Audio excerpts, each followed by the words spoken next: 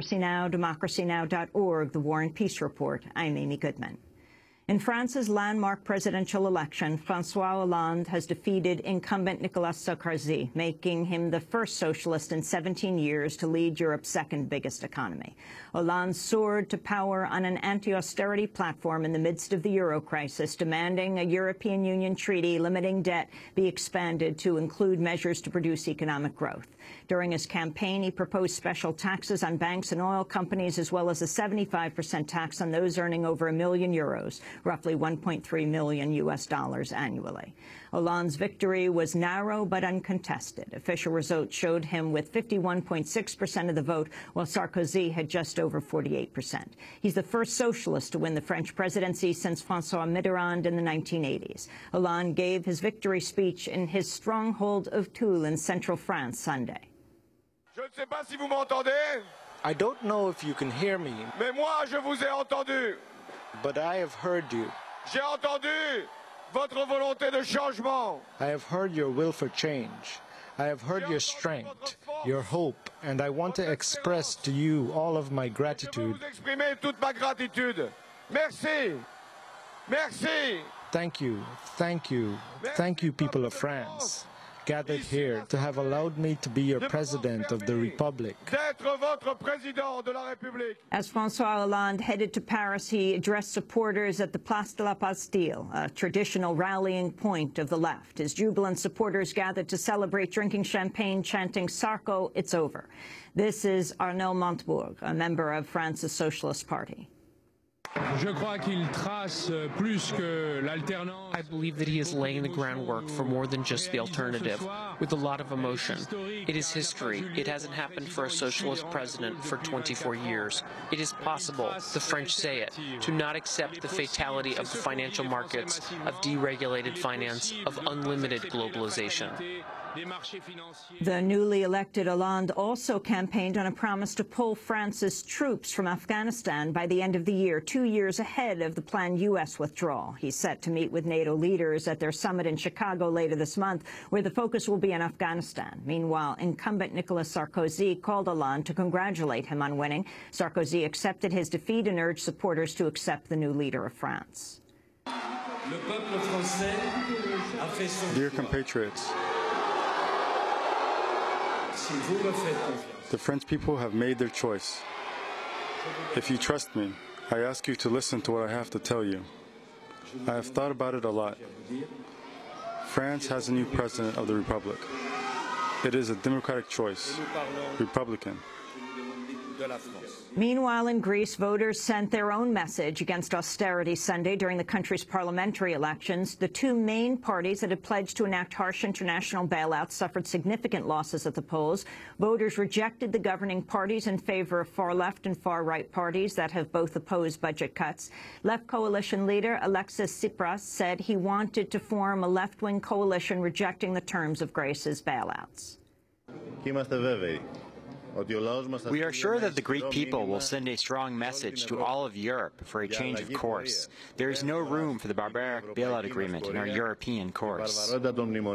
Meanwhile, Greece's neo-Nazi Golden Dawn party could enter parliament for the first time if their tally of almost 7% holds up. The party had pledged to, quote, clean up Greece by expelling all legal and illegal immigrants. The group, which openly displays books on Aryan supremacy at its party offices, has been frequently linked to racist attacks, but denies beating up migrants. For more on the changing face of Europe, we're joined now by Yanis Varoufakis. He is a professor of economic theory at the University of Athens in Greece. Yanis Varoufakis, welcome to Democracy Now! Let's begin in France. The significance of Hollande's victory. It is a culmination of a cascade.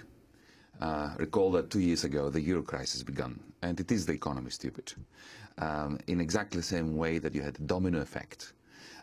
Toppling effectively states, beginning with Greece, then we went to Ireland. Those states became insolvent, went bankrupt. Then we moved to Portugal, then we moved to Spain, and we keep moving. We're moving to Italy, and at some point we'll come to France.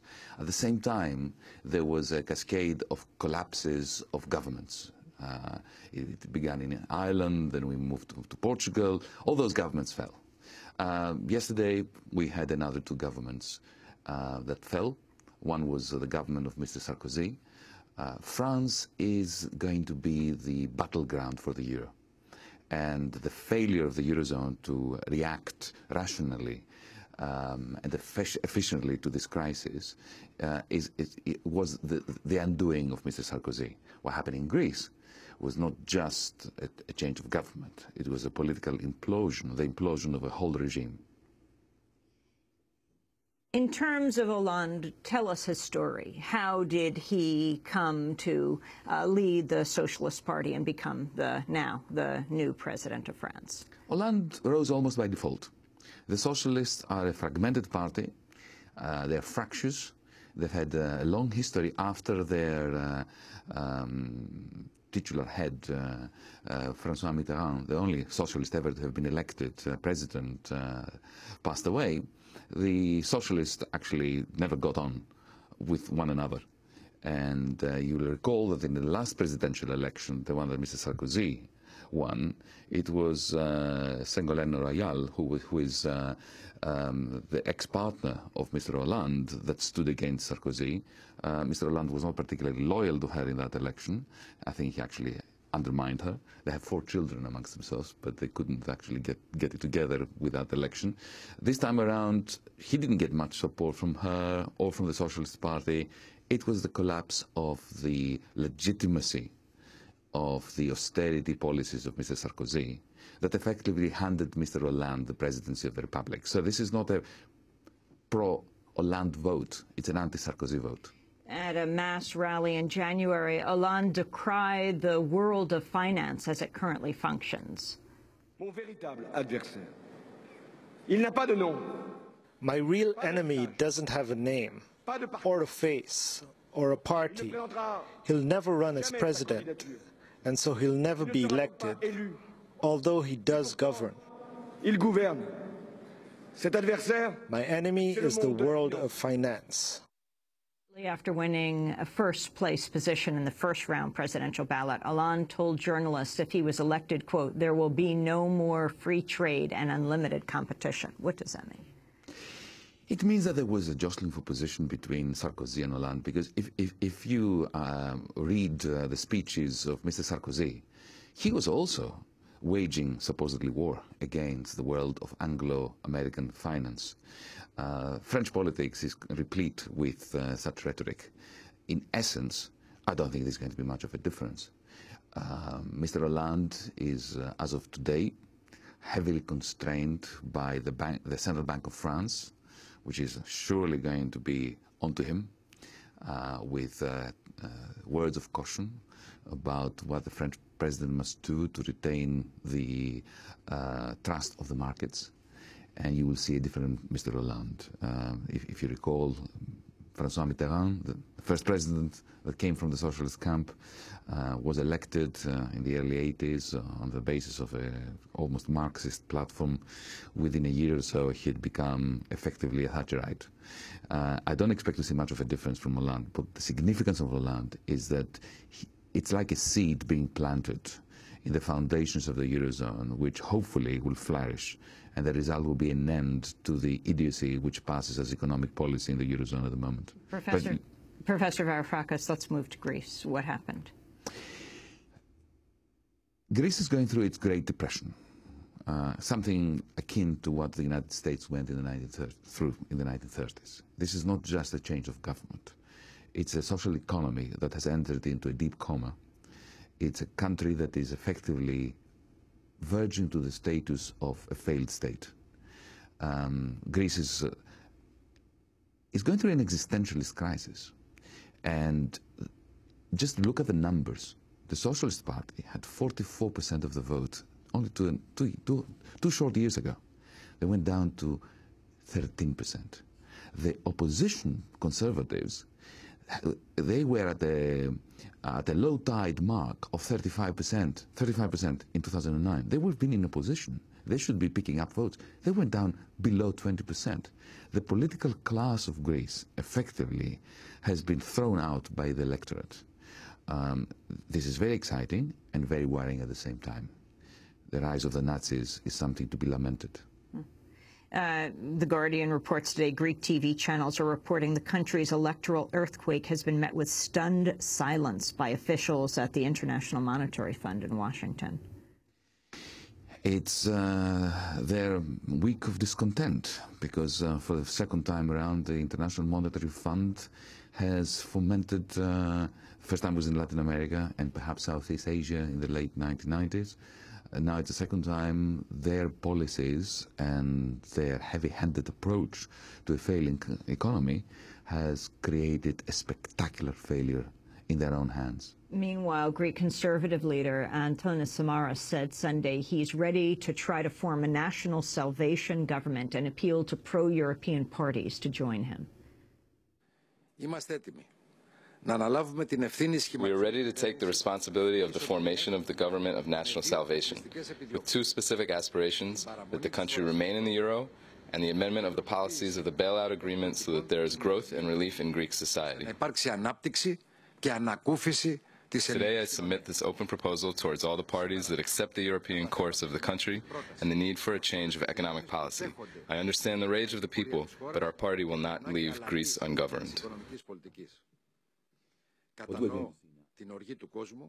Frenzied attempt by the powers that be in Europe to convince Mr. Samaras, the leader of the Conservative Party, the leader of the Socialists, the fragmented and heavily defeated Socialists, and the leader of one of the small left-wing parties to forge a coalition in order to continue business as usual regarding the implementation of the austerity pact.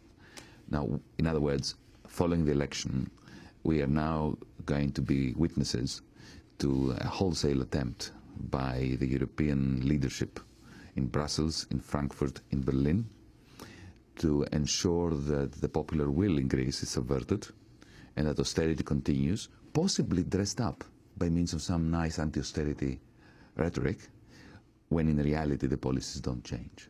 You mentioned the Nazi Party in Greece, the rise of it, and also in France you have Marine Le Pen, although she didn't win, certainly rising in popularity. The ultra-right does not need to win in order to gain power. The fact that they are rising in influence on the streets and in parliament is sufficient to inflict a major blow on democracy, to color the whole complexion of democracy. Let me give you a very simple example. Only 2 weeks ago, the Socialist Minister of Public Order introduced compulsory HIV tests on paperless migrant prostitutes, which were carried out by means of force, police brutality, and then their photographs were published in newspapers and on websites, official government websites. And all that was in order to demonstrate that you don't need to elect Nazis if you can elect me. When Nazis manage to influence the agenda in that way, they don't need to be in government. The ultranationalist far-right Golden Dawn says it'll start by forcing immigrants out of Greece after exit polls show it would pass into parliament for the first time since the end of a military dictatorship in 1974. What will be the first measure to change? All the illegal immigration out of my country, out of my home. So he wants legal and illegal immigrants, Golden Dawn He's a Nazi. He wants a Kristallnacht against anyone that doesn't look Greek, whatever that means. Final comments on the significance of the elections in Greece and France. It just goes to show that just like after 1929, when you start with a Wall Street collapse, which then spreads throughout the breadth and width of the world capitalist economies, similarly after 2008, we have an economic crisis that shook the foundations of the Eurozone. The Eurozone was never designed to sustain such a great financial crisis, and the Eurozone now is unraveling. The political class, just like in the 1930s, has failed spectacularly to mount a response to this economic crisis, and now there is a political implosion. Whether the fragmented opposition to the idiocy which passes as economic policy in Europe is going to find a common voice in order to stop the rot and put an end to the rise of the Nazis is something that we're going to have to wait and see. Yanis Varoufakis, I want to thank you very much for being with us, Professor of Economic Theory at the University of Athens in Greece. This is Democracy Now!, democracynow.org, the War and